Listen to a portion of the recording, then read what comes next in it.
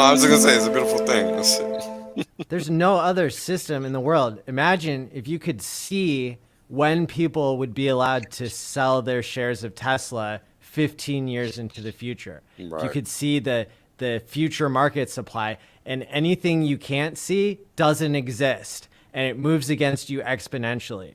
Like this is, you know, anybody who fills in these gaps before the T-share price goes up, right? Like even if you fill in the gap, like before the T-share price goes up 10%, now you're getting 10% of all the future compound. Like it ends up being a compound function compared to people getting in after you. And so I can't stress this enough that like, Because you started earlier. That's why. yeah, Yep. that you're going to have the supply of HEX when nobody else does. Everybody else is going to be locked up. All the wide bands before you, they're going to be buying in at a much lower price, or a much higher price. And so it's going to be shrinking so much, the amount of T-shares that are available. Like you having a T-share at this price that late in the game when everybody else is buying in at exponentially higher prices is going to be extremely, extremely advantageous. Yep. I'd also like to point out that people have to remember that this chart is just for now. This isn't a static chart. This chart will change. Correct. Will change.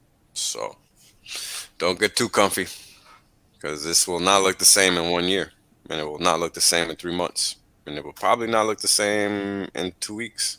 Who knows? Because the people who are going to be taking their stakes out, you know, the ones that expire, they're going to be putting back in, hopefully in these gaps if they want to play the best game theory. Because Typically. the only thing better than, well, the only thing, I don't know if it's better or not, but because my mind can't think in like 6 dimensions, but the only other thing than longer pays better is longer pays better whenever everybody else's supply is locked up and yours is not. And HEX has already grown by its network effects, right? Right. Because the USD price will always fluctuate based on how much HEX is available to be sold, right? Exactly, because that's what is a function of price, right? It's literally what's being bought, what's being sold, and technically speaking, what's being sold is based on what's available to the market to be sold, right? Yeah. Whether it is sitting on the order book or sitting on people's wallet, ready to go, things like that. So this is where if we focus on that, that's what I say, you know, supply demand, and if the demand is steady on increasing and supply is shrinking, right? Again, people can derive the solution from there and understand the logic behind it. So again, this is literally what this is about. So.